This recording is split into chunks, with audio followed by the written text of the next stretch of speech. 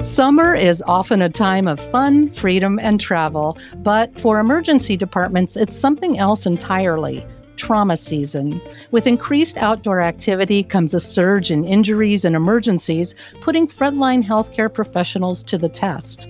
Today on the Sinai Health and Hope podcast, we're joined by someone who knows this reality better than most, Riki Kaelin.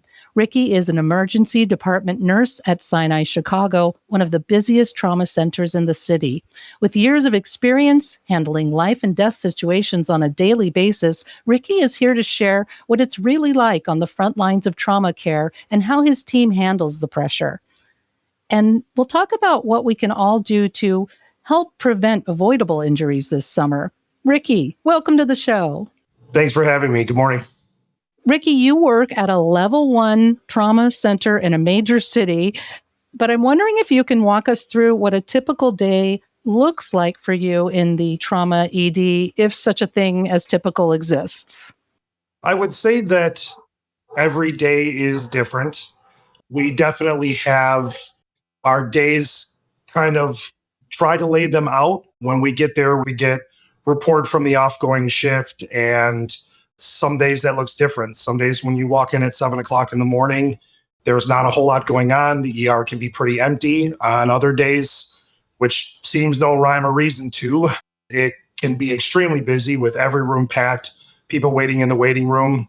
Summertime is often more busy than usual. Usually starts our trauma season, which we like to call it, which usually runs from late spring all the way through the fall. Winter months can be slower with more traumatic visits, but ultimately, even the summer, or like even the winter time can be very sporadic, busy, kind of don't know what to expect. I imagine summer, you're going to see a lot of the kinds of injuries you only see in the summer that have to do with the outdoor activities that we do in the summer. For sure. There are definitely injuries, visits that we see during that time when you have more people out and about. So we try to plan and be aware of those coming through the emergency room more than we do in the wintertime. Sinai Chicago is known as one of the busiest trauma centers in the city. What makes working there different from other emergency departments? So I've never worked anywhere else other than Sinai. I actually started my nursing career here when I graduated nursing school. I was fortunate enough to do like a residency and come straight on through the emergency room. My current full-time job and experience prior to that, I felt kind of made me ready for the emergency department. But I will tell you that in talking to people that I work with that have worked at other facilities, that have experience working in other trauma centers, one of the biggest things I think we face here at Sinai is that we don't have as many resources as maybe some of the larger institutions have, whether that be staffing or equipment or resources out in the community. So trying to educate people on some of the dangers, for instance, that may exist out in the community during those summer months where trauma can be significantly more abundant than the winter time, can be a little bit more difficult. So I think it just makes the nurses that work in the ER significantly more resourceful than most. What are some of the most common trauma cases you see in the summer months? Are there any patterns that stand out year after year? Oh, for sure. And I know that a lot of people may think because of Chicago's reputation that it may be something towards violence. But to be honest with you, one of the biggest things that we see are motor vehicle accidents or related motor vehicle accidents like pedestrians struck by an auto. I think that's where the majority of our trauma comes from. And you see more of that in the summertime. Oh, for sure. Once there's more people out, I think that you just run an inherent higher risk of those accidents happening. More people driving, more people, out enjoying the summer weather. When those two things combine, I think that you definitely have a recipe for increased incidents for sure. And how do you and your team mentally and physically prepare for these high intensity situations, especially when the pace just doesn't let up? Coffee. Lots of coffee. Fueled by coffee. In all seriousness, I think that there is a type of resiliency that you develop working in the emergency room. It gets so busy all the time that you work on managing your time, you work on managing your workload, and it's not something that comes easy for sure. It's very intimidating for newer nurses who come through the emergency room and see the pace that we're moving at or the workload that we have to face. But I think it's just learning from those nurses that were experienced before me and learning their techniques and the way to deal with the higher volume was paramount. So, like coping mechanisms and being resilient to some of the higher stress situations that we may encounter, I think is super critical to being able to function and not only function in the day, but throughout your career as an ER nurse. So there's got to be a way also to do some self-care to balance that Oh, out when for you're sure. not at work. I preach a lot about overall health, physical fitness, eating well, getting as much sleep as you can. And when you're working nights, it's not easy. So, I think that trying to make up those deficiencies in other areas like staying physically active and making sure you're eating as well as possible, those little things add up over time and help kind of decrease the amount of stress that we face. What advice would you give to someone who's thinking about going into trauma nursing, especially in high volume hospitals like Sinai? I think there's probably two things that you need to focus on the most. Number one is start somewhere where you can build a good foundation of nursing care.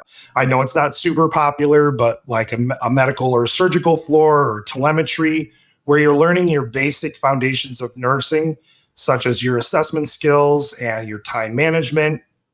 And then to my previous point, helping develop some like coping mechanisms that can build resiliency. Some of the things that we see are extremely stressful. They can tug at your heartstrings, they can hit close to home, and we deal with those situations sometimes multiple times a day. So if you don't have a good way of coping with some of that emotional trauma that kind of gets put back on us, I think you diminish the duration of your career.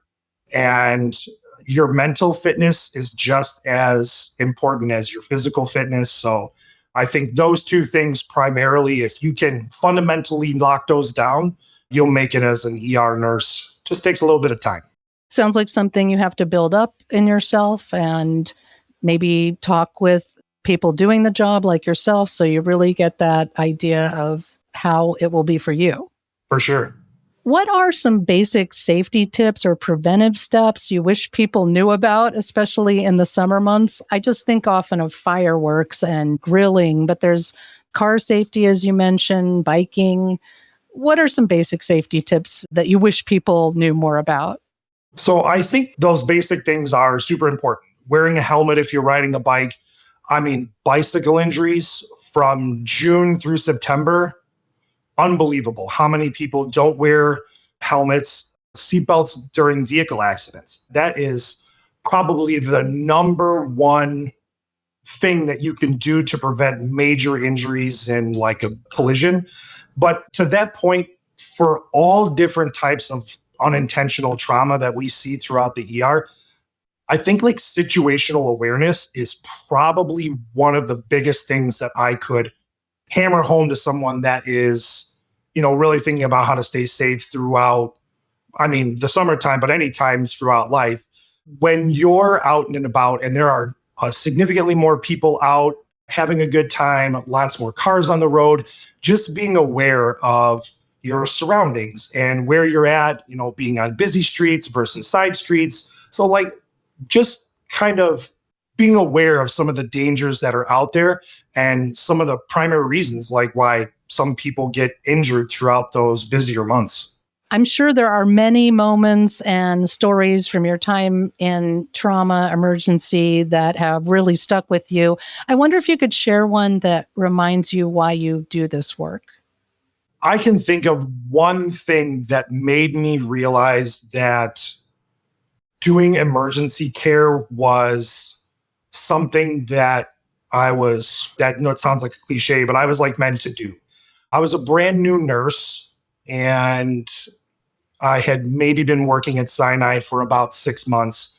And it was a very, very sad, tragic story. And I always would like to think of a feel good story that somebody came out and was better off than before they met me. And it's hard to think of one specific reason. But I will tell you that some of the harder things and the difficult things to deal with, like delivering some terrible news to people. One of the first things I had to do was deliver news to a family who had lost family members. I was going with a physician to the family room to tell them that their family members didn't make it. And during that interaction, I was able to provide additional information beyond what the doctor was able to tell them from like a pathophysiological standpoint, more like what are the next steps and how do you go about the next steps in a process like that. And I think I realized that I really have a knack for that compassion, because I think compassion is like a mindset, not an emotion. And there are a lot of people that have trouble separating emotion from your job. And it's hard to do that. But I think I developed that skill. And if I could pass that along to anyone, if I could teach someone how to do that, I think it's probably one of the most beneficial things that I've learned how to do is just be compassionate at people's worst time and help them through a process that, frankly, not very many people have an easy time dealing with. And that's why you are able to keep doing it. You said compassion is more of a mindset. And I think by staying in that place, it allows you to be able to deal with trauma compassionately without it destroying you. Yeah, I think that's paramount. We as a team see a lot of stressful and a lot of very emotionally charged incidents. So trying to be able to separate that, it goes along with having good coping mechanisms and being resilient to kind of some of that emotional trauma that we see. Just knowing that you're there to try to be strong for people, like I said, at their worst, it's something that I don't think I could have ever done for people, but somehow stumbled into this career with the ability to do. And I hope I do it well. And I hope it offers some guidance and comfort to families throughout my career. If it helps, I hope it just makes things a little easier. Riki, thank you so much for sharing this meaningful work that you do and how you do it at a level 1 trauma center. It's quite demanding and stressful, but obviously also rewarding. Well, I really appreciate you having me on, and thank you. That was Trauma Emergency Department Nurse Riki Kaelin. For more information, go to sinaichicago.org. If you enjoyed this podcast, please share it on your social channels and check out the entire podcast library for topics of interest to you. I'm Amanda Wild. Thanks for listening to Sinai Chicago Health and Hope.